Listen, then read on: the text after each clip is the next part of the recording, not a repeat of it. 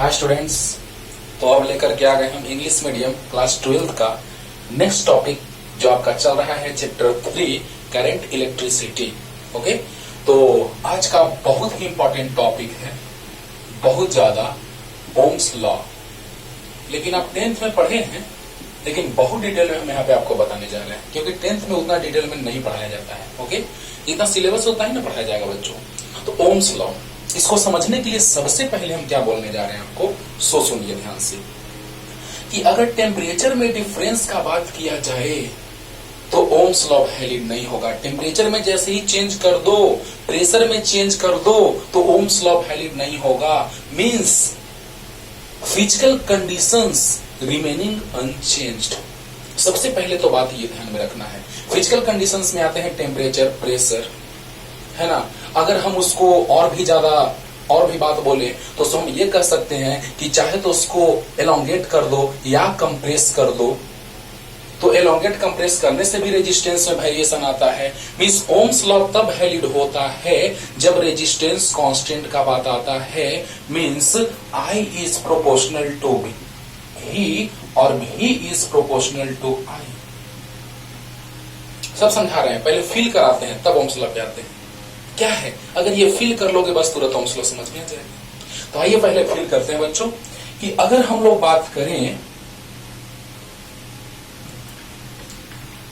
बात करें बच्चों कि जैसे ही हाइट में डिफरेंस ज्यादा होगा, ओके, हाइट में डिफरेंस ज्यादा होगा मींस ग्रेविटी लेवल में डिफरेंस ज्यादा होगा तो वाटर का फ्लो ज्यादा होगा।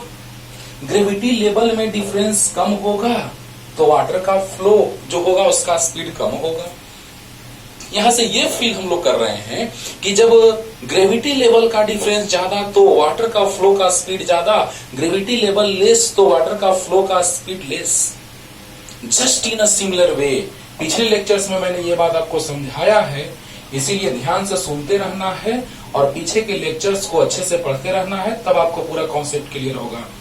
मान लिया जाए हमने इतना ले लिया, रेजिस्टेंस दोनों का सेम है। क्या है रेजिस्टेंस, सब कुछ आज चलेगा, बस ध्यान से कॉपी पेन निकाल के बैठिए और मेरे बात को सुनते रहिए और जब बोले पॉज करके लिखते रहिए।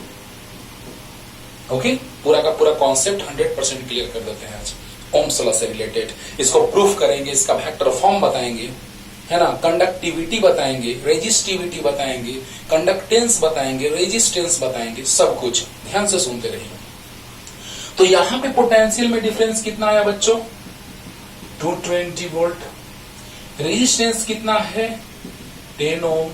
तो I इक्वल टू V/R। चलो ना, ओम्स लॉ पढ़ने से पहले ही हम लोग उसका फील लेते हैं, हाँ, कि V इक्वल टू IR आता है, आएगा। तो I इक्वल टू V/R यानी V/R, क्योंकि आप 10th क्लास में पढ़ चुके हैं थोड़ा ओम्स लॉ, तो थोड़ा तो पढ़े हैं आप, तो उससे थोड़ा सा भी याद कीजिए, बाकी तो हम पूरा डिटेल में बताने ही जा रहे हैं। तो ओम्स लॉ से आप क्या पढ़े हैं कि current flowing through at constant temperature or when physical conditions remaining unchanged, then electric current flowing through the current carrying conducting wire is directly proportional to potential difference across two ends of that conductor. Okay, लेकिन क्या है, पहले feel करें तब तो लिखेंगे। तो सोचो बच्चों कि यहाँ पर potential difference 220 minus 0 220, resistance is 10 ohm. So electric current flowing through this wire is I equal to V/R means 220/10 means 22 ampere. Feel करो पहले, यहाँ पोटेंशियल डिफरेंस जो आ जाएगा 120 आ जाएगा, रेजिस्टेंस इज 10 ओम। तो I equal to V/R means 120/10। अब तुम सोचो कि रोकने वाला सेम है, रेजिस्टेंस मीन्स क्या, ये क्या है, ये डिस्टरबेंस क्रिएट करता है। क्यों रेजिस्टेंस का बात आता है, तुरंत फील करवाएंगे, आज बस ध्यान से सुनते रहिए, सब कुछ आज क्लियर करने जा रहे हैं। क्यों रेजिस्टेंस का बात आता है, क्यों डिस्टरबेंस क्रिएट होता है, करंट के फ्लो में क्यों ऑपोजिशन होता है। ओके, तो जैसे ही यहां से करंट का फ्लो हो रहा है तो पता चला कि रोकने वाला सेम है लेकिन डिफरेंस ज्यादा है। मान लिया जाए कि हम यहाँ पे हाथ लगा दी तो पानी का फ्लो जो हो रहा है दोनों जगह, वाटर का फ्लो वो यहाँ उतना ही स्पीड से होगा, यहाँ कम स्पीड से होगा, यहाँ ज्यादा स्पीड से, यहाँ कम स्पीड से, क्योंकि डिस्टर्बेंस दोनों में हमने सेम लगा रखा है। क्योंकि यहाँ दोनों में डिस्टर्बेंस मींस रेजिस्टेंस जो सेम है, लेकिन पोटेंशियल डिफरेंस ज्यादा है तो करंट का फ्लो ज्यादा हुआ, पोटेंशियल डिफरेंस लेस है तो करंट का फ्लो लेस हुआ। Here electric current flowing through this wire is 22 ampere and in this case it is 12 ampere. तो बताओ बच्चों, ये इसके जैसा बिहेव कर रहा है कि नहीं, और ये इसके जैसा बिहेव कर रहा है कि नहीं? मींस जितना ही ज्यादा डिफरेंस होगा उतना ही ज्यादा फ्लो होगा। तो यहां डिफरेंस ज्यादा तो वाटर का फ्लो ज्यादा, यहां डिफरेंस लेस तो वाटर का flow less. It means electric current is proportional to potential difference. जितना ही ज्यादा पोटेंशियल डिफरेंस होगा, और भी ज्यादा पोटेंशियल डिफरेंस होगा तो और भी ज्यादा करंट का फ्लो होगा। बट माइंड में ये सेट रखना है कि टेम्परेचर इज कांस्टेंट, क्योंकि मेनली हम लोग टेम्परेचर के बारे में ही सोचते हैं, है ना। लेकिन एक्चुअली जो फैक्ट है वो फिजिकल कंडीशंस मींस आपको हमने समझा दिया। वायर को एलोंगेट करेंगे, है ना, तो या कंप्रेस करेंगे तो रेजिस्टेंस इंक्रीज डिक्रीज करेगा, रेजिस्टेंस में वेरिएशन आएगा। But resistance we have to consider that in Ohm's law resistance remain constant. Okay.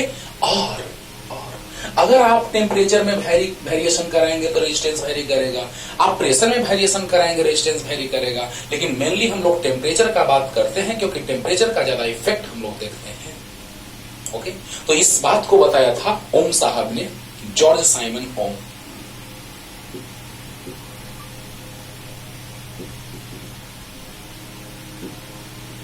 George Simon ओम। इसीलिए बाबू जब ओम इनवर्स होता है उसको साइमन लिखा जाता है, वो भी बतलाएंगे। ओम इनवर्स लिखा जाता है, जैसे कंडक्टिविटी बताएंगे, जब कंडक्टिविटी तो रेजिस्टिविटी का इनवर्स, और कंडक्टेंस बताएंगे तो रेजिस्टेंस का इनवर्स। डिफिनेशन बताएंगे तो रेजिस्टेंस का ओम होता है और ओम ऊपर जाएगा तो ओम इनवर्स होगा कंडक्टेंस का। रेजिस्टेंस नाम से पकड़ो, रेजिस्टेंस तो कंडक्टेंस, रेजिस्टिविटी तो कंडक्टिविटी, है ना। तो हाँ, ओम इनवर्स का बात करेंगे, दैट्स कॉल्ड साइमन, महो और साइमन। क्लियर करेंगे। तो पहले ये बात क्लियर हुआ कि नहीं आपको ओम्स लॉ के बारे में, कि पोटेंशियल डिफरेंस जितना ही ज्यादा होगा करंट का फ्लो उतना ही ज्यादा होगा, पोटेंशियल डिफरेंस जितना लेस होगा करंट का फ्लो उतना ही लेस होगा। लेकिन कब? When physical conditions remaining unchanged, है ना। पहले फील, है ना, थोड़ा टाइम ज्यादा लगे तो लगे बच्चों, लेकिन पहले फील लो कि what do you mean by Ohm's law. Okay. तो आइए लिखते हैं। तो क्या आप ऐसे ही लिख सकते हैं, ऐसे बस रफ स्केच बना सकते हैं। तो ओम्स लॉ क्या कहता है कि टेम्परेचर कांस्टेंट हो, मेनली हम लोग टेम्परेचर लिखते हैं। आप ये भी लिख सकते हैं कि when physical conditions remaining unchanged then electric current flowing through the current carrying conducting wire is directly proportional to potential difference across two ends of the conductor. Okay, Ohm's law. At constant temperature,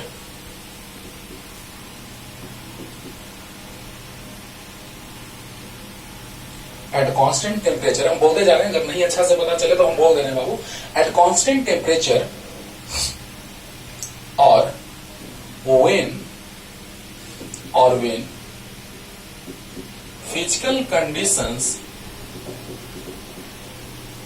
बस physical conditions में उसमें temperature क्या आ गया, temperature, pressure आ गया, है ना, बहुत सारे etc. तो when physical conditions at constant temperature or when physical conditions remaining unchanged,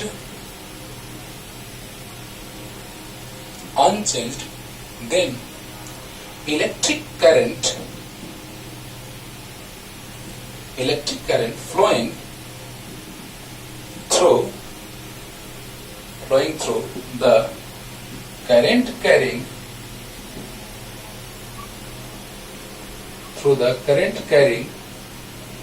conducting wire is directly proportional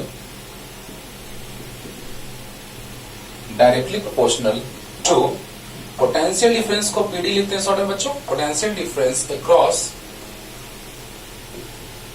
to ends of that conductor,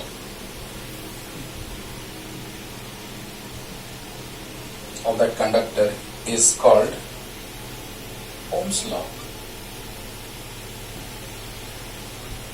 Ohm's law. सब कुछ समझा दिए हैं बच्चों कि टेम्परेचर कांस्टेंट रहेगा तो रेजिस्टेंस कांस्टेंट रहेगा, because resistance depends on temperature, है ना। रेजिस्टेंस में वेरिएशन करेंगे, लेंथ वेरी करेगा, एरिया वेरी करेगा, रेजिस्टिविटी वेरी करेगा, यानी R equal to rho L by A, सब कुछ समझाएंगे यहां से। इसको प्रूफ करेंगे, पिछले लेक्चर में भी प्रूफ किए हैं, पिछले लेक्चर्स को लाइन बाय लाइन देखिए, वहां भी प्रूफ किए हैं, और अगले लेक्चर में स्टार्ट ही से करेंगे, इसको फील लाएंगे और प्रूफ करेंगे, और उसके बाद क्वेश्चन एक से एक करेंगे अगले लेक्चर में हम लोग रेजिस्टेंस रेजिस्टिविटी से रिलेटेड। लेकिन आपको पता है कि रेजिस्टिविटी इक्वल टू हम फॉर्मूला बता चुके हैं आपको, ME by NE square tau बताए हैं। तो यहां से जो ये फॉर्मूला आता है उसमें टेम्परेचर वेरी कराएंगे तो नंबर डेंसिटी, याद होगा number of electrons per unit volume, number density change करेगा, टाउ रिलैक्सेशन टाइम चेंज करेगा, mass of electron and charge on electron are constant but both changes then resistivity also be changed. Okay, तो सोचिए जरा सा बच्चों कि यहां पर हम लोग बात कर रहे हैं कि रेजिस्टेंस कांस्टेंट रहेगा। अब सोचो रेजिस्टेंस कांस्टेंट यानी टेम्परेचर कांस्टेंट रखना पड़ेगा, means current is directly proportional to potential difference. तो जब करंट प्रोपोर्शनल है पोटेंशियल डिफरेंस का, तो पोटेंशियल डिफरेंस प्रोपोर्शनल होगा करंट का, क्योंकि साइंटिस्ट ओम साहब ने जब सोचा कि अभी प्रोपोर्शनलिटी, क्योंकि पोटेंशियल डिफरेंस में चेंजिंग करेंगे तो ना करंट में चेंजिंग आएगा, पोटेंशियल डिफरेंस इंक्रीज कराएंगे तब ना करंट में इंक्रीमेंट आएगा। तो सोचो यहां से जब ओम साहब ने कांस्टेंट हटा करके प्रोपोर्शनलिटी हटा करके कांस्टेंट लाया, तो उन्होंने बड़ा अजीबोगरीब एक चीज ऑब्जर्व किया कि जो वैल्यू प्रैक्टिकली आ रहा था वो मैथमेटिकली नहीं आ रहा है। तो साइंटिस्ट है, काबिल इंसान है, तो उन्होंने क्या तुरंत उनके माइंड में स्ट्राइक किया, ओ अच्छा, जब करंट प्रोपोर्शनल पोटेंशियल डिफरेंस होगा तो पोटेंशियल डिफरेंस क्यों नहीं करंट का होगा। और जैसे ही प्रोपोर्शनलिटी को उन्होंने हटाया और कांस्टेंट एक टर्म लाया, that is the constant which is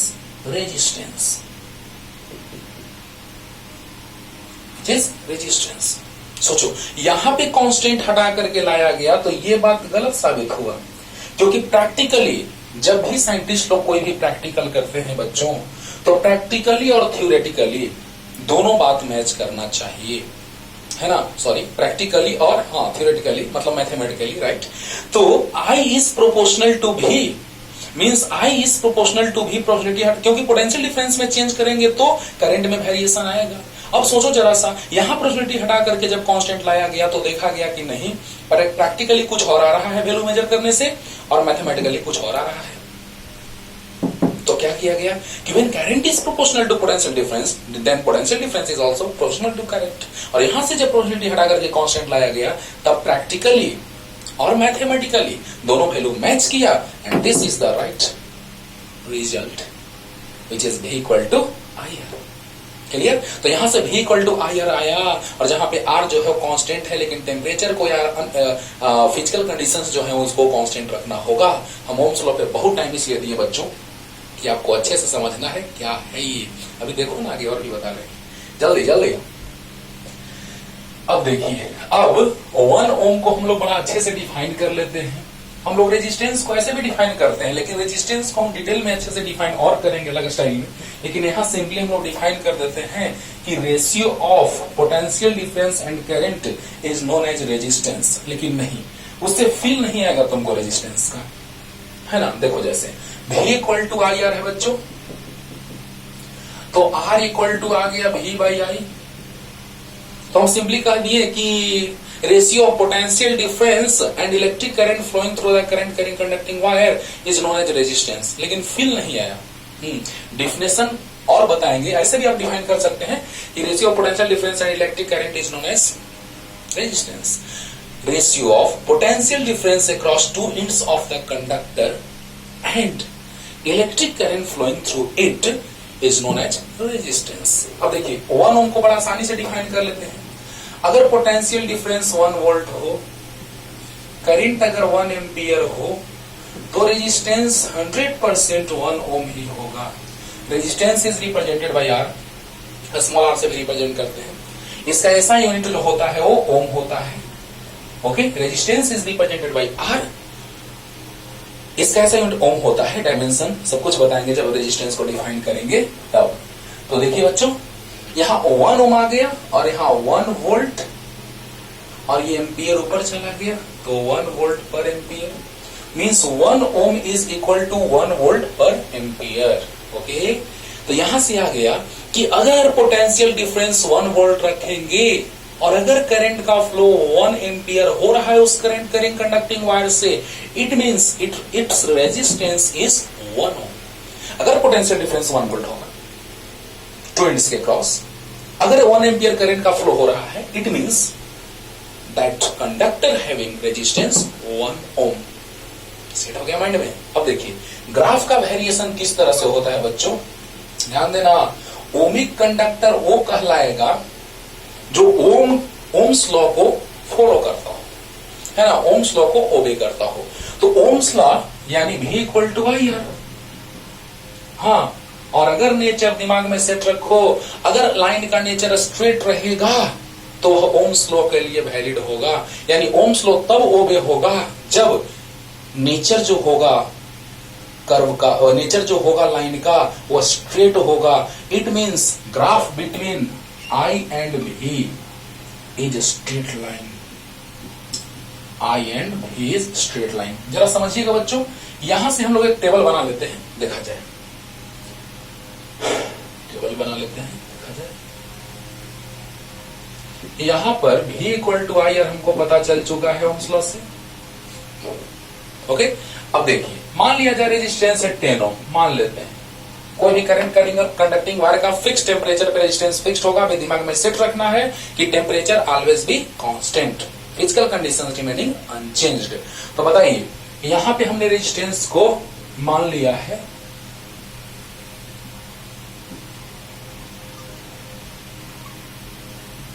10 ओम। तो यहाँ भी रखते हैं, आई रखते हैं, क्योंकि पोटेंशियल डिफरेंस देंगे, पोटेंशियल डिफरेंस अप्लाई करेंगे तभी ना करंट का फ्लो होगा। यस, तो बताइए, जब पोटेंशियल डिफरेंस 0 तो करंट 0। ये अगर हम लोग 10 पुट कर देंगे बच्चों तो क्या आ जाएगा बोलो तो इक्वेशन क्या आ जाएगा, देखो तो V equal to I into 10 I R. तो V by 10 equal to I. Simple simple, अरे बोल दो यार, V equal to I R, right. R का वैल्यू 10 ओम पुट कर दिए, ओके। तो V equal to I into 10, यानी 10 डिवीजन में आया, तो I equal to V by 10, right. तो जब हम लोग 10, 20, 30 पुट करेंगे तो 1, 2, 3 मिलेगा। देखो, current is in ampere and potential difference is in volt, right. Clear. तो बताइए बच्चों कि जब हम लोग I का वैल्यू फाइंड आउट करेंगे तो जब पोटेंशियल डिफरेंस 10 वोल्ट होगा तो क्या होगा, 20 तो 30 तो क्या होगा। तो जब हम लोग V रखेंगे 0, तो 0 बाई 10 इक्वल टू 0, करंट भी 0। जब हम रखेंगे V 10, तो 10 बाई 10 1, करंट 1। जब 10 रखेंगे तो 1, जब 20 रखेंगे तो 20 बाई 10 2, और जब हम 30 वोल्ट रखेंगे तो 30 बाई 10 3। तो बताइए बच्चों, जब 10 रखे तो 1, 20 तो 2 और 30 तो 3। और सबको जैसे ही मिलाया जाएगा बच्चों, एक स्ट्रेट लाइन का फॉर्मेशन होगा। और ये स्ट्रेट लाइन किसके लिए, तो ओमिक कंडक्टर के लिए। Ohmic conductor means the conductor which obey the Ohm's law. Ohmic conductor means the conductor which obey the Ohm's law. तो ओम्स लॉ को ओबे करेगा, यानी उसका रेजिस्टेंस हमेशा कांस्टेंट रखना होगा। It means R is constant. Means जिसके लिए, उस कंडक्टर के लिए जिसके लिए V और I के बीच जो ग्राफ ड्रॉ होगा वो स्ट्रेट लाइन होगा। It means resistance is constant. तो जब रेजिस्टेंस कांस्टेंट होगा, that's called ohmic conductor. Clear. अब देखिए, यहां से एक बात और क्लियर करने जा रहे बच्चों। ऊपर में I है और नीचे में V है, ये थीटा है। चलिए जल्दी से पहले इतना लिखिए, तो ये तो आप लिख लीजिए जल्दी से इसको। अब देखो बच्चों, अब देखो, यहां से हम लोग क्या देख रहे हैं कि tan थीटा आया। tan theta perpendicular by base I by भी। I बाई भी क्या आ जाएगा बच्चों, जरा देखो तो, यहां लिख देते हैं, कहां लिखा बोलो, देखो यहां लिख देते हैं, V equal to I R है, तो देखो तो यहां पे हम लिख सकते हैं 1 by R equal to I by V. Understood? देखो देखो, ध्यान दो ध्यान दो ध्यान दो, यहां पे 1 मान लेते हैं, 1 हिडन है, 1 by R equal to I by V, यानी हम लिख सकते हैं बच्चों कि tan theta equal to 1 by R. Resistance constant होगा तो 1 बाई आर भी कांस्टेंट होगा। 1 बाई आर को कंडक्टेंस बोलेंगे, आगे बच्चों डिफाइन करेंगे आज के लेक्चर में। तो बताइए 1 by R is conductance, resistance का inverse reciprocal of resistance is called conductance. Resistance means resist करने की कैपेबिलिटी, रोकने की कैपेबिलिटी, और कंडक्टेंस मींस कंडक्ट करने की कैपेबिलिटी, मींस करंट को फ्लो कराने की कैपेबिलिटी। ओके, तो आगे आएंगे, लेकिन आर कांस्टेंट होगा तो 1 बाई आर भी कांस्टेंट होगा। देखो तो स्लोप हमेशा कांस्टेंट है, स्ट्रेट लाइन है, हमेशा स्लोप कांस्टेंट है। क्लियर? तो यहां से बात पता चला कि ओमिक कंडक्टर के लिए आई और भी के बीच ड्रॉ किया हुआ ग्राफ जो होता है that is straight line, that is straight line. Clear? जल्दी से उतार लो, लेकिन लिमिटेशन पे भी आ रहे हैं, जल्दी जल्दी। अब देखो बच्चों, अब लिमिटेशन कहो या फेल्योर कहो, ओम्स लॉ का लिमिटेशन कहो या फेल्योर कहो, क्या है जरा समझते हैं उसको भी, ध्यान से एकदम समझिए बच्चों, पूरा कॉन्सेप्ट क्लियर कर देते हैं, एकदम अच्छे से समझते रहिए बस। अब देखिए limitations of Ohm's law.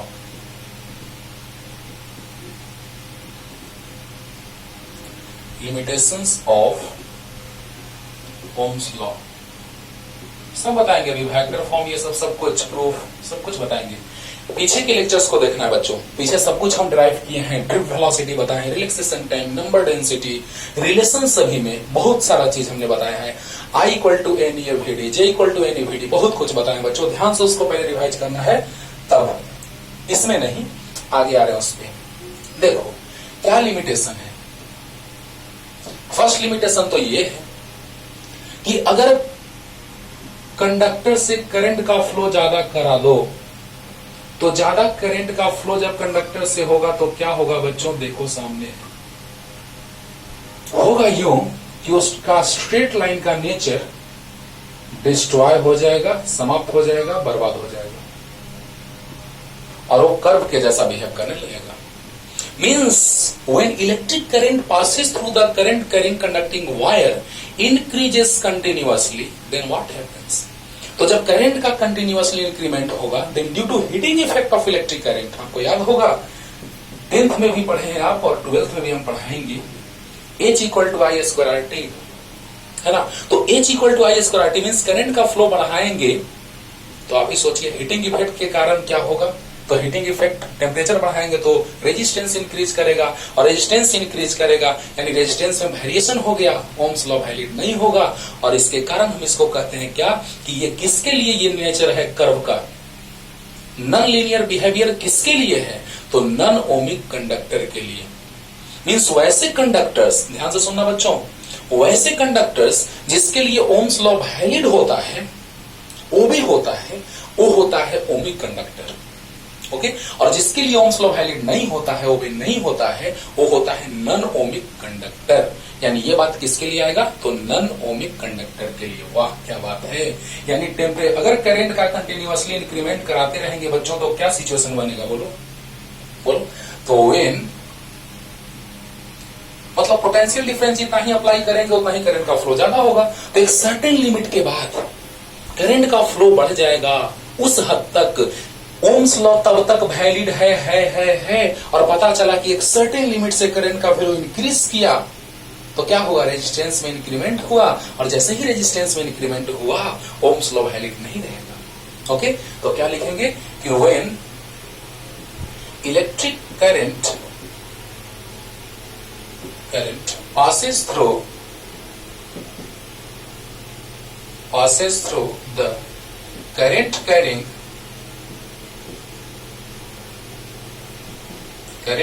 conducting wire increases या increases continuously,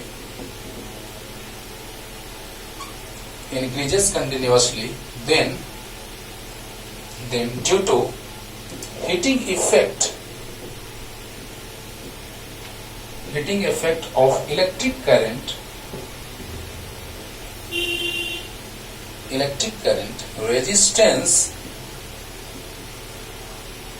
resistance of conductor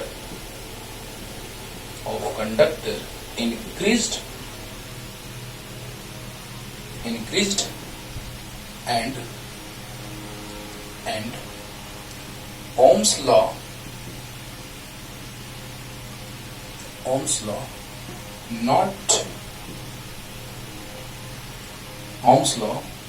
not obey in this case.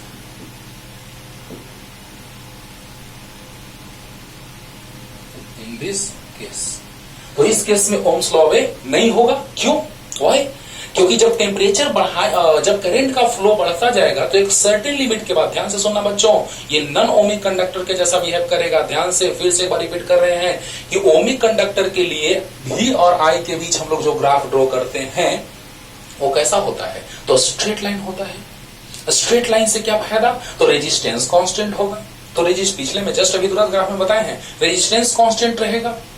लेकिन जैसे ही हम टेम्परेचर को एक सर्टेन लिमिट से बढ़ाना है, अगर बढ़ गया तो करंट का फ्लो बढ़ाते गए तो सर्टेन लिमिट से टेम्परेचर का फ्लो बढ़ गया, यानी कि सॉरी करंट का फ्लो बढ़ा तो टेम्परेचर बढ़ा, मीन्स करंट का फ्लो बढ़ेगा ना कि टेम्परेचर का फ्लो। ओके, सॉरी, ध्यान से देखा जाए बच्चों कि जैसे ही करंट का फ्लो बढ़ता जाएगा तो एक सर्टेन लिमिट के बाद क्या होगा? तो रेजिस्टेंस इंक्रीज करना स्टार्ट होगा, क्योंकि वायर हीटेड अप हो जाएगा and due to heating effect of electric current resistance of that conductor be increased. यही बात हम बोले हैं बच्चों कि ओमिक कंडक्टर के लिए V और I के बीच जो ग्राफ ड्रॉ होता है वो स्ट्रेट लाइन होता है, लेकिन नॉन ओमिक कंडक्टर के लिए V और I के बीच ग्राफ जो ड्रॉ होता है वो नॉन लीनियर होता है। उसमें लीनियर और इसमें नॉन लीनियर मींस स्ट्रेट नहीं, कर्व हो जाता है। कर्व होने का मतलब ये है कि ये कंडक्टर ओमिक नहीं है, नॉन ओमिक कंडक्टर है, मींस करंट का फ्लो एक सर्टेन लिमिट से बढ़ गया, इंक्रीज करते गए कंटिन्यूअसली, तो इंक्रीज करते करते एक ऐसा लिमिट आया कि ओम्स लॉ वैलिड नहीं रह पाया। क्लियर? तो क्लियर हो गया होगा कि when electric current passes through the current conducting wire increases continuously, then due to heating effect of electric current resistance of conductor increased and Ohm's law not obey in this case, या Ohm's law not valid in this case।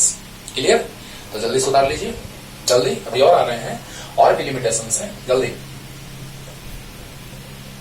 अब देखो बच्चों, अब दो चीज हम बात करने जा रहे हैं जो हम लोग पढ़ेंगे तो 14 चैप्टर में, लेकिन थोड़ा सा आपको हम यहां समझाने जा रहे हैं। 14 चैप्टर में पढ़ना है, उसको इंजीनियरिंग में भी पढ़ना है बच्चों, है ना। जब आप इलेक्ट्रिकल इंजीनियरिंग लेंगे, इलेक्ट्रॉनिक्स लेंगे उस समय, लेकिन फर्स्ट ईयर में पढ़ाया जाता है लगभग सभी बच्चों को। देखा जाए नंबर 2 में हम आते हैं कि ओम्स लॉ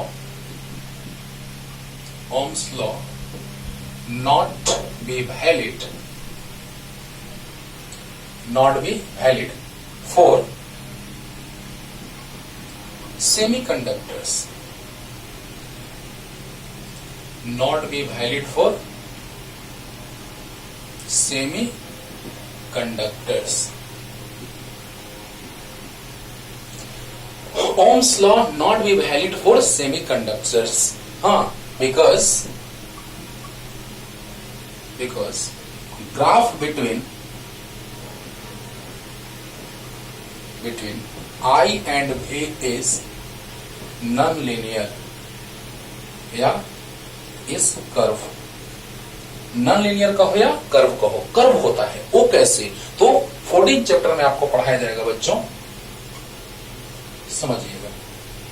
ये है फॉरवर्ड बायसिंग के लिए ग्राफ और ये रिवर्स बायसिंग के लिए, मींस करंट और पोटेंशियल डिफरेंस के बीच जो ग्राफ ड्रॉ होता है वो नॉन लीनियर। ये है फॉरवर्ड बायसिंग के लिए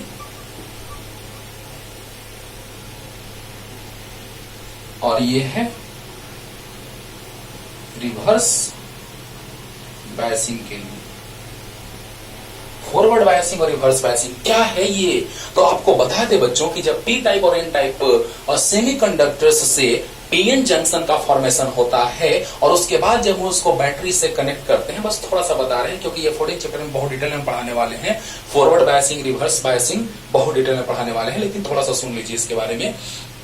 फॉरवर्ड बायसिंग और रिवर्स बायसिंग, सोचिएगा फॉरवर्ड बायसिंग में क्या होता है कि बैटरी के टर्मिनल्स को हम इस तरह से कनेक्ट करते हैं कि वहां जो पीएन जंक्शन पे जो जंक्शन है उसका डिप्लेशन लेयर जो है, वो गैप जो है वो कम हो जाता है, and that semiconductor behaves like conductor.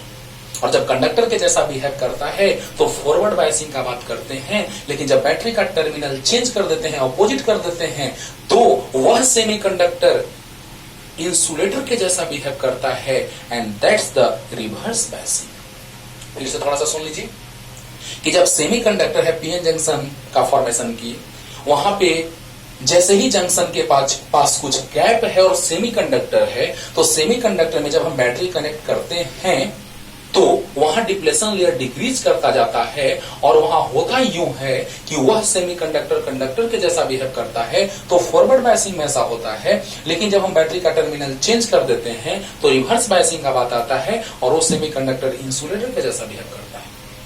Means forward biasing में कंडक्टर के जैसा और रिवर्स बायसिंग में इंसुलेटर के जैसा।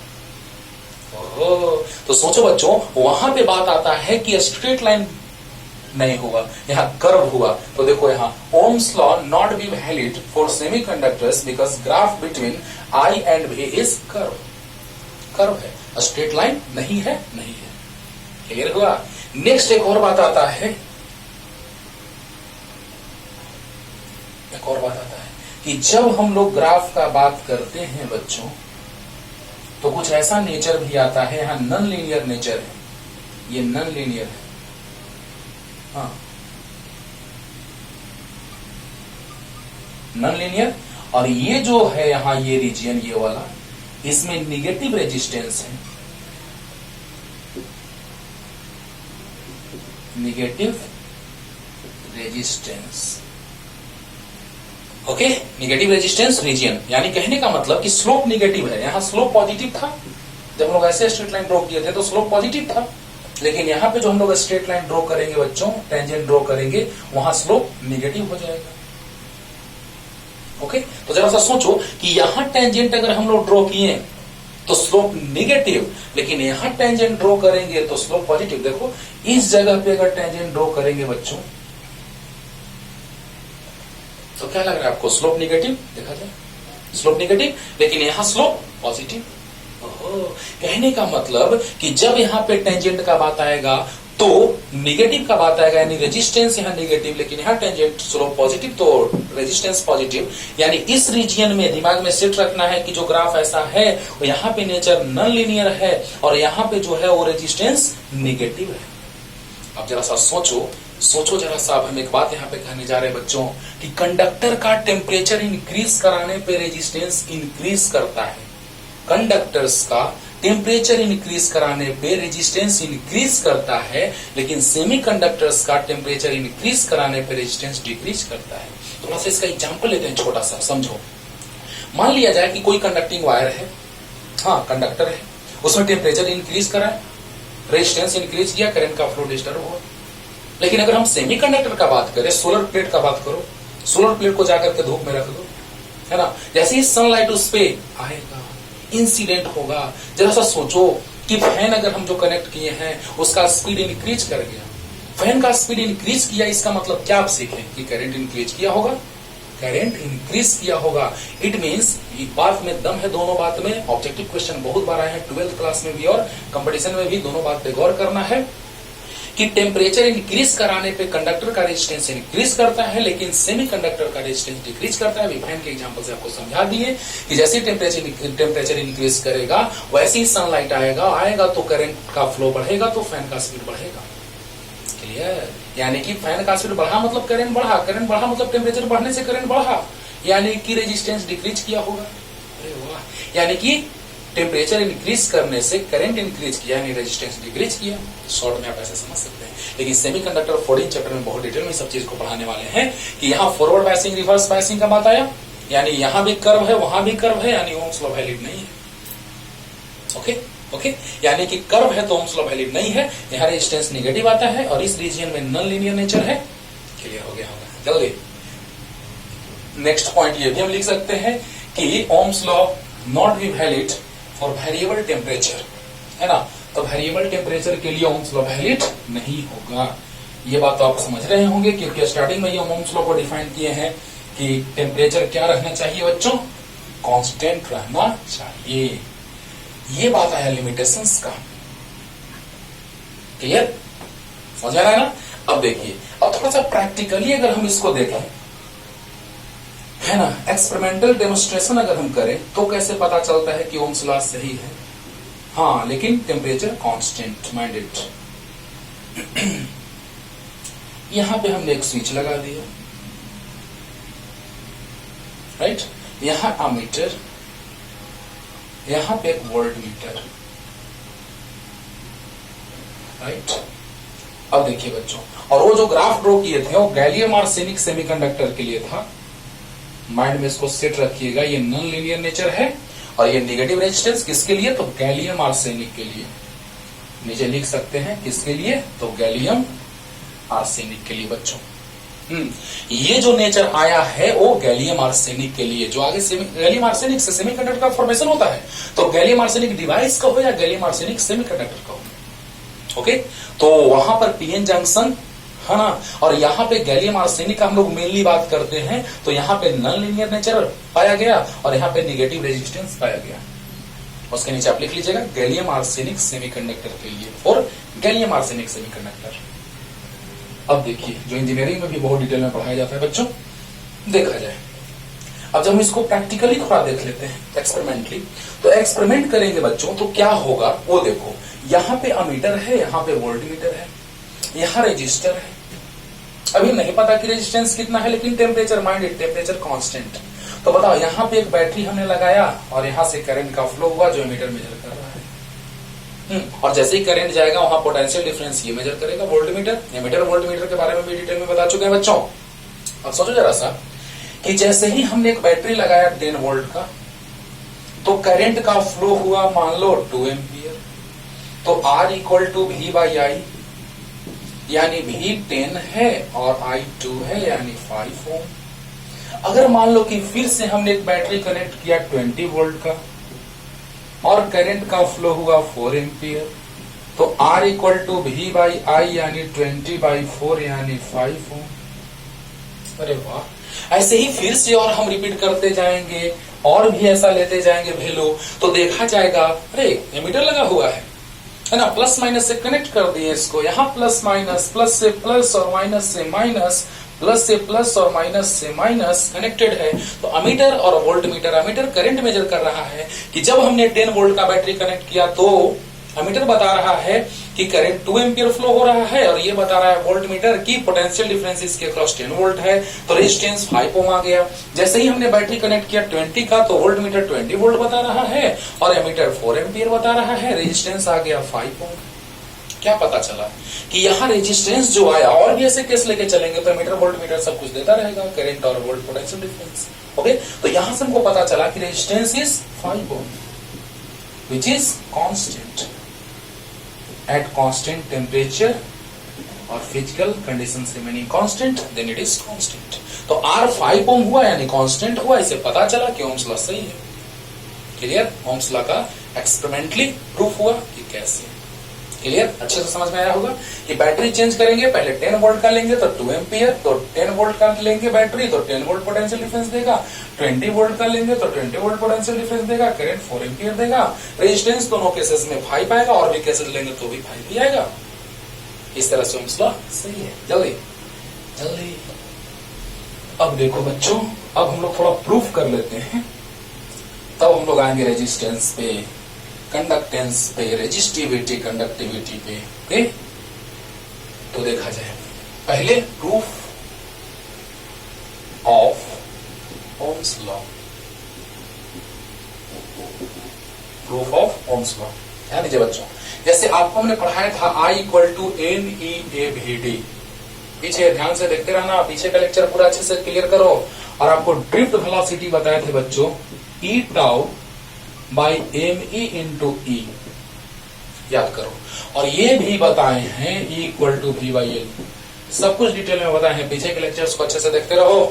तो बताओ बच्चों कि v d equal to e tau by m e into E, तो v d equal to e tau by m e into E equal to V by L. फिर वेक्टर फॉर्म की बताएंगे, vector form of Ohm's law है ना। तुरंत तुरंत देखो बच्चों, ध्यान देना, I equal to n e A v d, right. तो I इक्वल टू आ गया एन ई ए, सब कुछ पता है क्या कौन क्या था। I is electric current flowing through the current carrying conducting wire, N is number density number of electrons per unit volume, E is charge on electron, area of cross section of wire conducting wire, and V is drift velocity. तो V को रख दो यहां E tau by m e, V potential difference, L length, tau is relaxation time. तो I equal to आ गया n e square tau by m e. देखो बच्चों ध्यान से सब कुछ बताए हुए हैं, लेकिन आज बोले थे कि आगे और भी बताएंगे इसको अच्छे से। लेकिन और टेम्परेचर का वेरिएशन अभी नहीं, टेम्परेचर अभी कांस्टेंट है, टेम्परेचर कांस्टेंट है। तो बताओ बच्चों ओम्स लॉ तब वैलिड होगा जब टेम्परेचर कांस्टेंट होगा। तो बताओ I equal to n e square tau by m e into A by L, A by L into V. तो बताओ बच्चों इसको कैसे लिख सकते हैं, V इक्वल टू, इस सबको इधर लाओ, तो m e by n e square tau into L by A, L by A, okay यहां तक क्लियर, और इंटू आई। देखो तो जरा सा बच्चों, ध्यान देना तो अरे वाह, फिर से ध्यान से देखो, I equal to n e A v d, v d का वैल्यू हमने रख दिया e tau m e into V by L, means e is charge on electron, magnitude of charge on electron, mass of electron, relaxation time, potential difference and length of conductor. Okay, तो यहां से आ गया M e by, अच्छा यहां से यहां solve किया यहां, तो m e by n e square tau, right, L by A, right, into I, सही, इक्वल टू वी, राइट। अब देखिए बच्चों, जब टेम्परेचर कांस्टेंट होगा तो लेंथ एरिया कांस्टेंट होगा, tau n number density constant, relaxation time constant, क्योंकि जब टेम्परेचर में वेरिएशन का आगे लेक्चर चलेगा अभी, तो उसमें बताएंगे कि टेम्परेचर का वेरिएशन होगा तब क्या होगा, रेजिस्टिविटी में क्या वेरिएशन आएगा। तो बताइए बच्चों V इक्वल टू रेजिस्टेंस में क्या वेरिएशन आएगा, सब कुछ। अब बताओ यहां से कि V is proportional to I आया, तभी ना लिखते थे V इक्वल टू IR। क्या बात है। अरे यहां से जब टेम्परेचर कांस्टेंट होगा तो मास ऑफ इलेक्ट्रॉन और चार्ज ऑन इलेक्ट्रॉन तो कांस्टेंट है ही पहले से, number density, relaxation time, length and area of cross section, यानी सब कांस्टेंट होगा। यानी कहने का मतलब कि V is proportional to I हुआ because this whole part is constant. तो सोचो कि जब V is equal to something into I है, means V is proportional to I हो गया, यानी V equal to I R, यहाँ पे R ये पूरा हो जाएगा। गजब गजब। सोचो बच्चों, प्रूफ हो गया ओम्स लॉ, प्रूफ। लेकिन थोड़ा सा और आगे बढ़ा के हम आपको आगे का बात बताना है, इसलिए तो R इक्वल टू क्या आ गया बच्चों, V equal to constant into I, यानी V is proportional to I, right, means this is the constant which is resistance ME by NE square tau L by A. और इसको देख के एक बात और याद आया कि R equal to rho into L by A. गजब, जहां पे ये रो हो जाएगा, rho equal to m e by n e square tau, और कंडक्टेंस का रेसिप्रोकल रेजिस्टिविटी का रेसिप्रोकल कंडक्टिविटी होता है, यानी R equal to rho L by A. समझो यहां से बच्चों, V equal to I into R means whole part is R equal to this one and R equal to rho L by A, तो this is rho means resistivity, तो rho equal to ME by NE square tau। Clear, यहाँ तक clear हुआ? तो जल्दी से उतार लो, Ohm's law prove हो गया कि V is proportional to I होगा। और यहाँ से ये याद रखना, अभी तुरंत यूज में लाएंगे आगे। क्लियर, जल्दी। अब vector form of Ohm's law देखो बच्चों, ओम्स लॉ का प्रूफ तो हो गया, और vector form of Ohm's law देखना ध्यान देना, vector form of Ohm's law. देखो बच्चों याद करो, J इक्वल टू होता है एनी VD, जिसका जरूरत है उसको उठा लिए। J equal to n e VD बताए हैं, तो J equal to NE VD। कौन सा VD रखेंगे? अब ये वाला रखेंगे। देखो क्यों, अभी पता चलेगा, क्योंकि वेक्टर फॉर्म वेक्टर वाला लेके चलेंगे। Potential difference is scalar quantity but electric field intensity is vector quantity. तो बताइए VD इक्वल टू कितना? me mass of electron. तो यहां से आ गया J equal to NE square tau by me into E। अरे वाह। अब देखो बच्चों, ये है रेजिस्टिविटी। तुरंत कंडक्टिविटी का बात करते हैं। पीछे भी बताए हैं कि कंडक्टिविटी रेसिप्रोकल होता है रेजिस्टिविटी का। तो 1/ρ करेंगे बच्चों तो ये ऊपर चला जाएगा। देखो 1/ρ me by NE square tau, यानी कि सिग्मा इक्वल टू आ गया बच्चों NE square tau by me। क्या बात है, क्या बात है, सोचो सोचो सोचो। अभी तुरंत डिफाइन करेंगे कि reciprocal of resistivity is known as conductivity. तो रो इक्वल टू, अरे रेजिस्टिविटी मींस रेसिस्ट करने की कैपेबिलिटी, कंडक्टिविटी मींस कंडक्ट करने की कैपेबिलिटी। तो बताओ बच्चों, me by NE square tau है, नंबर डेंसिटी बढ़ेगा, नंबर ऑफ इलेक्ट्रॉन्स पर एंड वॉल्यूम इंक्रीज करेगा तो रेजिस्टिविटी डिक्रीज करेगा, लेकिन नंबर ऑफ इलेक्ट्रॉन्स पर एंड वॉल्यूम इंक्रीज करेगा तो कंडक्टिविटी इंक्रीज करेगा। अरे टेम्परेचर के साथ हम वेरिएशन देखेंगे, टेम्परेचर में वेरिएशन होगा तो रेजिस्टिविटी कंडक्टिविटी भी वेरी करेगा, लेकिन अभी नहीं। रो तो सिग्मा 1/ρ ऊपर गया तो NE square tau by me।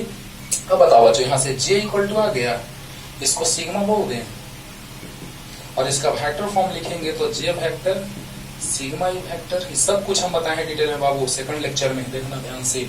अब देखो यहां से एक और रिलेशन आ गया, J इक्वल टू सिग्मा मतलब 1/ρ। बताओ बच्चों, रो इधर गया तो E वेक्टर इक्वल टू आ गया रो इंटू J, यानी E वेक्टर इक्वल टू आ गया रो इंटू J, यानी this is the vector form of Ohm's law. Vector form of Ohm's law, vector form of Ohm's law. Clear? अरे बोलो clear हुआ? एकदम अच्छे से समझ आएगा, क्योंकि पीछे सब कुछ हम समझा चुके हैं। जल्दी लिख लीजिए, अच्छे से समझ में आया होगा। मास of electron, charge on electron, number density, number electron पर वॉल्यूम, रिलैक्सेशन टाइम, सब कुछ याद होगा। Length of conducting wire, area of cross section of conducting wire, resistivity, conductivity. Okay, जल्दी जल्दी फास्ट। अब थोड़ा हम लोग आते हैं बच्चों रेजिस्टेंस पे। What do you mean by resistance? तो रेजिस्टेंस का बात हम लोग करने जा रहे हैं। अब ध्यान से सुनते रहिए। अभी टेम्परेचर कांस्टेंट है बच्चों, टेम्परेचर में वेरिएशन नहीं कर रहे हैं, है ना? हाँ, तो नेक्स्ट टॉपिक इज रेजिस्टेंस।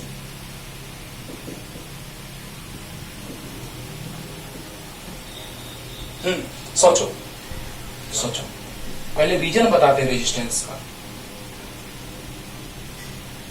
ये है कंडक्टिंग वायर, इसमें इलेक्ट्रॉन्स हैं बहुत सारे, पॉजिटिव आयंस भी हैं, जिससे निकला है ये इलेक्ट्रॉन, पॉजिटिव आयन अंदर में है। चलो ऐसे प्लस माइनस। आप ही बताइए बच्चों, जब आप जा रहे हैं बाइक से, है ना, जब बाइक से आप जा रहे हैं तो एक साइकिल वाले से आपका टक्कर हो गया, है ना? तो बाइक से जा रहे हैं, साइकिल वाले से टक्कर हुआ, कोलिजन हुआ। जैसे ही कोलिजन हुआ तो डिस्टर्बेंस क्रिएट हुआ, है ना? रुक जाओगे। अगर बहुत ज्यादा जोर से लगा, अगर एक्सीडेंट हुआ भयानक, तो क्या होगा? रुक जाओगे, रेस्ट में आ जाओगे। कहने का मतलब कि जैसे ही आपको किसी से टक्कर हो रहा है, कोलिजन हो रहा है, तो आपको हमने ये बात डिटेल में समझाया कि इसके अंदर जो पॉजिटिव आयंस हैं, जितने सारे पॉजिटिव आयंस हैं इसके अंदर, जिसमें से इलेक्ट्रॉन निकला होगा तो पॉजिटिव आयन बन गया होगा। अरे बोलो बोलो, पॉजिटिव आयन बन गया होगा। और बताओ बच्चों कि जब पॉजिटिव आयन से इलेक्ट्रॉन्स का कोलिजन हो रहा होगा, उस समय करंट के फ्लो में डिस्टर्बेंस क्रिएट हो रहा होगा, and that disturbance is known as resistance. Resist means रोकना, रेसिस्ट मीन्स रोकना। सोचो बच्चों, हम लोग तो ऐसे रेजिस्टेंस का डिफिनेशन बड़ा आसानी से पढ़ ली कि ratio of potential difference across the ends of the conductor and the current flowing through it is known as resistance. लेकिन ये फील नहीं दिलाएगा बच्चों, है ना, फील ये दिलाने जाएगा अभी कि जैसे ही करंट का फ्लो होगा तो disturbance created by that conducting wire during flow of electric current is known as resistance. Resistance means wire का रेजिस्टेंस कम है या ज्यादा है वो डिपेंड करेगा, देखिए बच्चों, R equal to rho L by A, length पे भी डिपेंड करेगा, एरिया पे भी डिपेंड करेगा, मींस डायमेंशन पे भी। तो ये बात हम अगले लेक्चर में इसको बताएंगे, फील करा के बताएंगे, है ना, इस चीज को लाएंगे और न्यूमेरिकल करेंगे। ओके, लेकिन अभी यहां से देखो, ओके, ये चीज हम समझा चुके हैं, पीछे ला चुके हैं, सर जस्ट अभी तुरंत बताए हैं, लेकिन इसको फील करा करके कि लेंथ इंक्रीज करेगा तो रेजिस्टेंस कैसे इंक्रीज करेगा, एरिया डिक्रीज करेगा तो रेजिस्टेंस कैसे इंक्रीज करेगा, फील करेंगे। ओके, तो देखा जाए यहां तक तो बात हम लोग समझ गए कि जैसे ही इसके अंदर इलेक्ट्रॉन्स है उसका कोलिजन हो रहा था, आपको बताया था ड्यूब वेलोसिटी एवरेज वेलोसिटी था, रिलैक्सेशन टाइम एवरेज टाइम था। हाँ, तो जैसे ही कोलिजन, टू कॉन्सिक्यूटिव कोलिजन्स के बीच, याद करो, तो बताओ बच्चों कि जब कोलिजन होगा तो डिस्टरबेंस क्रिएट होगा, और जैसे डिस्टरबेंस क्रिएट होगा रेजिस्टेंस का बात आ गई। तो क्या लिखेंगे बच्चों,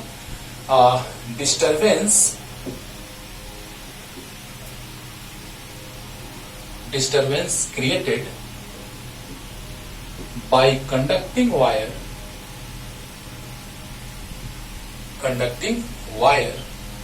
during flow of electric current through it is known as resistance. It is represented by R whose SI unit is ohm, है ना, it is represented by R whose SI unit is ohm, और dimension भी अभी तुरंत बताने जा रहे हैं। तो बताओ बच्चों, यहां से हम लोग यही सीखें, ध्यान देना, यही सीखें कि उसका रीजन क्या है, what is the reason behind resistance of the conductor। तो reason is when electron collide with the positive ions inside the conducting wire, then disturbance be created. That's the reason. Clear? तो reason क्या है कि electron जब ion से collide करेंगे तो उसके अंदर डिस्टरबेंस क्रिएट होगा, और रोके जाएंगे तो डिस्टरबेंस क्रिएट हुआ, करंट के फ्लो में डिस्टरबेंस क्रिएट हुआ, वही तो है रेजिस्टेंस। क्लियर? तो बताइए कि disturbance created by conducting wire during flow of electric current through it is known as resistance. It is represented by R, small R से भी रिप्रेजेंट किया जाता है इंटरनल रेजिस्टेंस को। आगे चलेंगे इसी लेक्चर में, इसी चैप्टर में। तो ये रेजिस्टेंस है, उसका एसेंट ओम है। क्लियर? डायमेंशन क्या है तुरंत बता रहे हैं, जल्दी लिख लो, जल्दी।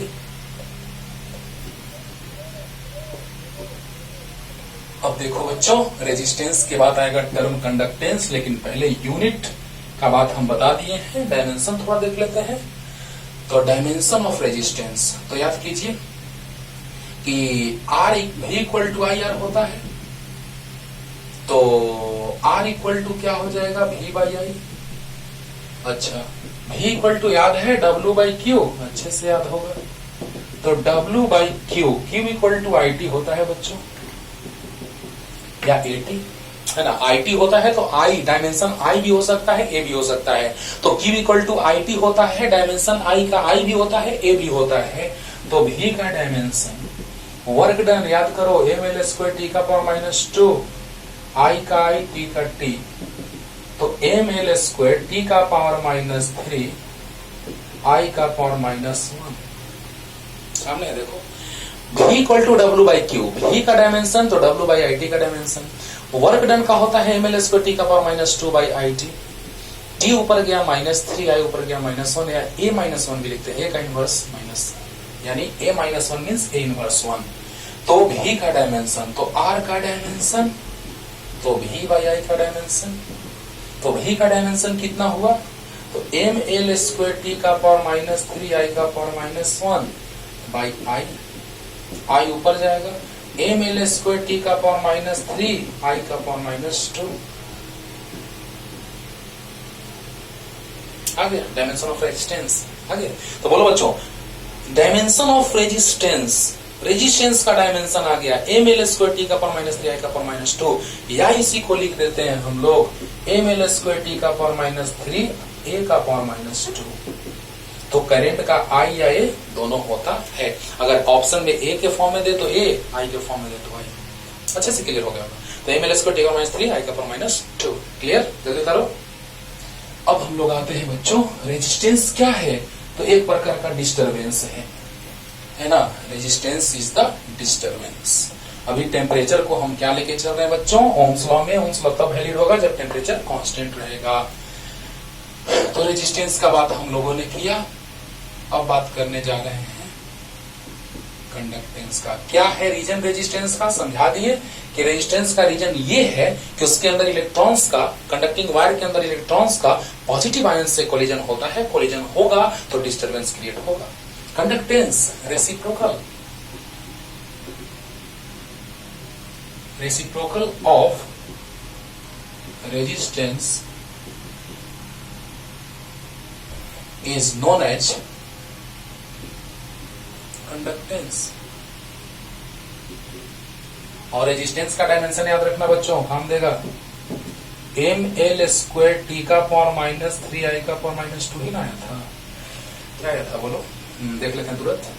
Are equal to V by I, V equal to W by Q, Q equal to I T. Short में देख लेंगे बच्चों, I square T M L square T का power minus M L square T का power minus 2, ऊपर जाएगा minus 3, M L square T minus 2 minus 3 I का power minus 2। यही है ना, देखो आ गया। ओके, तो देखा जाए रेजिस्टेंस का dimension M L square T का पावर माइनस 3 आई का पावर माइनस 2। तो reciprocal of resistance is known as conductance. It is represented bye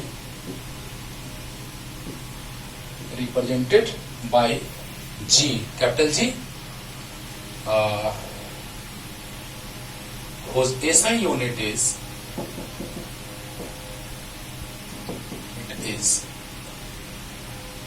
Om inverse, और इसको कहते हैं महो, और इसको कहते हैं साइमन। आपको याद होगा जॉर्ज साइमन ओम नाम है साइंटिस्ट का, हाँ, जो ओम्स लॉ दिए हैं, इसीलिए महो या साइमन कहते हैं ओम इनवर्स को, महो या साइमन।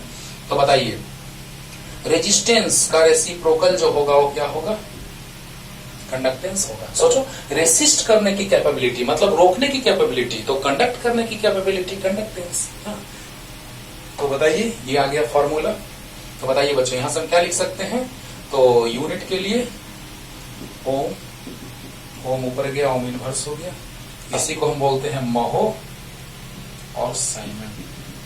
ऊपर लिख चुके हैं बच्चों, क्लियर हो गया होगा। और डायमेंशन तुरंत आ जाएगा, देखो ना, G का डायमेंशन तो 1 बाई आर का डायमेंशन 1 तो है ही, आर का dimension M L square T का पावर माइनस 3 आई का पावर माइनस 2, राइट। तो m ऊपर जाएगा -1 होगा, l ऊपर जाएगा -2, t का पावर ऊपर 3 और ऊपर 2, यानी नीचे में जो पावर प्लस है ऊपर माइनस हो जाएगा, और नीचे में जो पावर माइनस है ऊपर प्लस हो जाएगा। i के जगह a भी लिख सकते हैं।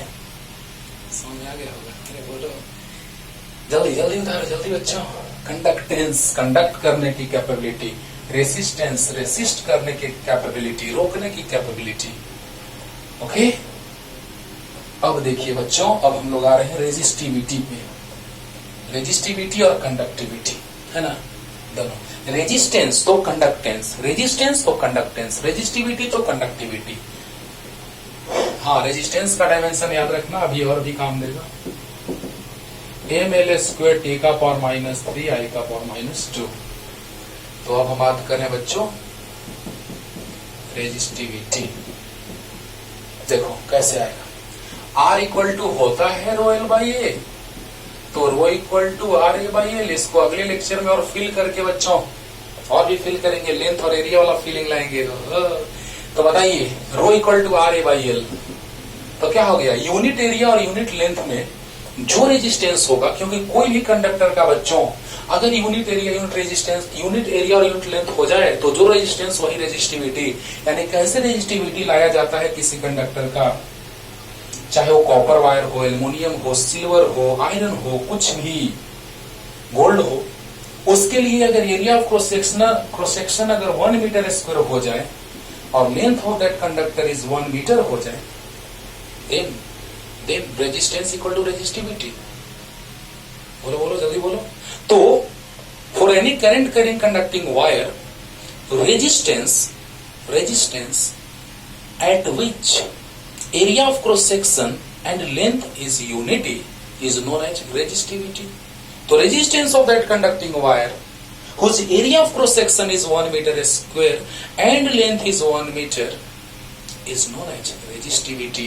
तो देखो बच्चों, पहले डिफिनेशन लिख रहे हैं कि एक और डिफिनेशन बताएंगे। एक और डिफिनेशन बताएंगे क्या, तुमको हम लिख देते हैं, तुम याद करना। E equal to rho into J, अभी तुरंत लाए। अगर वेक्टर मोड ले ले तो ऐसे याद करो, अरे याद करो। जे इक्वल टू सिग्मा इंटू ई, ये भी याद करवाए। मैग्नीट्यूड लेंगे तो देखो यहां से भी डिफिनेशन एक बनेगा क्या कि J by E by J equal to rho. ये डिफिनेशन तो आप आराम से लिख सकते हैं कि ratio of electric field intensity inside the conductor. जब हम डिटेल में बता रहे थे उस समय इलेक्ट्रिक फील्ड इंटेंसिटी लिए थे पॉजिटिव टर्मिनल और बैटरी टू नेगेटिव टर्मिनल और बैटरी लिए थे। करंट डेंसिटी लिए थे कंडक्टिंग वायर के अंदर किसी पॉइंट पे। ओके, तो बताइए कि ratio of electric field intensity inside the conducting wire and current density at any point is known as resistivity. जल्दी बोलो, लास्ट डिफिनेशन ये तुम लिखना डिफिनेशन अपने से कि रेशियो ऑफ, ये भी 100% सही है, ये भी 100% जो बता रहे हैं 100% है ना। रेजिस्टेंस का रेसिप्रोकल होता है कंडक्टेंस, रेजिस्टिविटी का रेसिप्रोकल होता है कंडक्टिविटी। क्लियर, याद रखना, माइंड में एकदम सेट रखना। रेजिस्टेंस तो कंडक्टेंस, रेजिस्टिविटी तो कंडक्टिविटी। क्लियर, तो कंडक्टेंस तो रेजिस्टेंस का रेसिप्रोकल, कंडक्टिविटी तो रेजिस्टिविटी का रेसिप्रोकल। बोलो, तो बताओ बच्चों कि unit area of cross section unit length में जो रेजिस्टेंस होता है वही रेजिस्टिविटी कहलाता है। तो कोई भी कंडक्टिंग वायर का जब रेजिस्टिविटी और रेजिस्टेंस लाया जाता है तो इसी तरह से प्रैक्टिकली जब देखा जाता है तो unit area of cross section और unit area of cross section और यूनिट लेंथ लिया जाता है, उसका जो रेजिस्टेंस होता है उसी को रेजिस्टिविटी कहा जाता है। तो बताइए, यहां से भी definition equal to rho into J, अभी तुरंत लाए हैं जस्ट पीछे वेक्टर फॉर्म में। तो बताइए कि rho equal to E by J लिख सकते हैं। तो ratio of electric field intensity inside the current conducting wire and current density at a single point is known as resistivity. Okay okay, चलो अब कंडक्टिविटी को भी इसके हेल्प से डिफाइन करेंगे, लेकिन जब कंडक्टिविटी डिफाइन करेंगे उसमें लास्ट टॉपिक वही होगा। और लास्ट में R equal to rho L by A के बारे में बोलेंगे बच्चों, है ना। तो रेजिस्टिविटी, तो resistance of conducting wire of unit area of cross section and unit length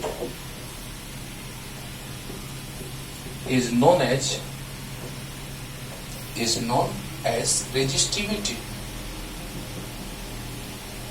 It is represented by rho. Okay, तो ध्यान दीजिएगा, resistance of conducting wire of unit area of cross section and unit length is known as resistivity. It is represented by rho. अब देखिए कैसे, are equal to होता है रो L by A, तो rho equal to हो जाएगा, देखो तो बच्चों, रो इक्वल टू हो जाएगा आर ए बाई एल। तो जब ये दोनों 1-1 होगा, 1-1, तो रो इक्वल टू आर हो जाएगा। यही तो भी डिफाइन करवाए कि resistance of conducting wire of unit area of cross section and unit length is known as resistivity. Clear, वैसा कंडक्टर जिसका एरिया ऑफ क्रॉस सेक्शन 1 हो, लेंथ 1 हो, तो वैसे के उसके रेजिस्टेंस को रेजिस्टिविटी कहा जाता है। क्लियर हो गया होगा, अरे बोलो। अब यहां से यूनिट भी आ जाएगा, रेजिस्टेंस का ओम होता है, एरिया का मीटर स्क्वायर होता है, लेंथ का मीटर होता है, यानी ओम मीटर यूनिट आ गया। अरे बोलो, डायमेंशन भी तुरंत आ जाएगा, देखो ना, जल्दी जल्दी फास्ट जल्दी। अब देखिए बच्चों, डायमेंशन, तो डायमेंशन भी तुरंत आ गया। और क्या, तो रो का dimension means R A by L का डायमेंशन, तो आर का डायमेंशन आ चुका है एम एल स्क्वायर टी का पावर माइनस 3 आई का पावर माइनस 2, एरिया का एल स्क्वायर होता है बच्चों, लेंथ का एल होता है बच्चों, एक एल कैंसिल हुआ तो एम एल क्यू टी का पावर माइनस 3 आई का पावर माइनस 2 या ए का power minus 2। This is the dimension of resistivity. Clear clear, जल्दी लिखो जल्दी जल्दी। और तुरंत कंडक्टिविटी को डिफाइन करते हैं एक लाइन में जल्दी। Reciprocal of resistivity is known as conductivity, या एक और डिफिनेशन बता रहे बच्चों। रेजिस्टिविटी का डायमेंशन याद रखना, साइड में छोड़ देते हैं उसको, और कंडक्टिविटी पे आते हैं बच्चों। ध्यान दो कंडक्टिविटी। देखो रेजिस्टेंस तो कंडक्टेंस, रेजिस्टिविटी तो conductivity. Reciprocal of resistivity is known as conductivity. It is represented by sigma. sigma, लेकिन इसका एसेंट क्या होगा सो देखो जरा सा, तो sigma is reciprocal of resistivity. Resistivity का एसेंट होता है ओम मीटर। बोलो बोलो, अरे sigma equal to 1 by rho, तो 1 by rho means ohm metre. Ohm ऊपर जाएगा, ohm inverse metre inverse, ohm inverse को महो बोलते हैं, तो महो मीटर इनवर्स, इसको साइमन भी बोलते हैं, एस से भी रिप्रेजेंट करते हैं, तो साइमन मीटर इनवर्स। क्लियर। अब देखो इसका डायमेंशन अगर निकालना चाहो तो 1 बाई रो, 1 तो ऐसे ही है, और रो का डायमेंशन अभी ला चुके हैं एम एल का पावर 3, टी का पावर माइनस 3, आई का पावर माइनस 2, राइट। अरे बोलो बोलो, अब बताओ बच्चों, रो का डायमेंशन हमने यहां पुट कर दिया। क्लियर। तो यहां से क्या आ गया देखो तो, dimension of sigma is M, नीचे +1 है। अरे यार रो के जगह पे इसको पुट कर दो ना, पुट कर दिए तो एम ऊपर गया -1, एल ऊपर -3, ऊपर पावर 3, ऊपर पावर 2। बोलो, अरे जस्ट इसका रेसिप्रोकल हो जाएगा, जस्ट इसका रेसिप्रोकल हो जाएगा। क्लियर है क्लियर है। तो बताओ बच्चों, सिग्मा का डायमेंशन भी आ गया, एम का पावर -1 आया यहाँ, एल का पावर -3 आया, टी का पावर 3 आया, आई का पावर 2 आया, जस्ट इसका रेसिप्रोकल आया देख लो। और सिग्मा को ऐसे भी डिफाइन कर सकते हैं बच्चों कि आपको याद है कि J इक्वल टू हम बताए हैं सिग्मा इंटू ई, तो sigma equal to J by E. तो ratio of current density at a single point inside the conductor and electric field intensity inside it is known as conductivity. Ratio of current density inside the current conducting wire as a single point, at a single point, and electric field intensity inside it is known as conductivity. Clear? तो conductivity का भी definition आपको हम समझा दिए, resistivity का भी definition दो तरह से समझा दिए। कंडक्टेंस रेजिस्टेंस, रेजिस्टेंस का रेसिप्रोकल लो कंडक्टेंस, रेजिस्टिविटी का तो कंडक्टिविटी, पूरा डेफिनेशन आज हमने पूरा क्लियर किया। और अगले लेक्चर में डिटेल में न्यूमेरिकल लेके आते हैं बच्चों, अच्छे से पढ़िए और इसको फील लाएंगे एकदम। लेंथ के साथ कैसे वेरिएशन होता है एरिया ऑफ क्रॉस सेक्शन के साथ, कि लेंथ इंक्रीज करेगा तो रेजिस्टेंस इंक्रीज करेगा, एरिया इंक्रीज करेगा तो रेजिस्टेंस डिक्रीज करेगा। इसको फील कराएंगे और क्वेश्चन करेंगे। पढ़ते रहिए अच्छे से, लिख लीजिए।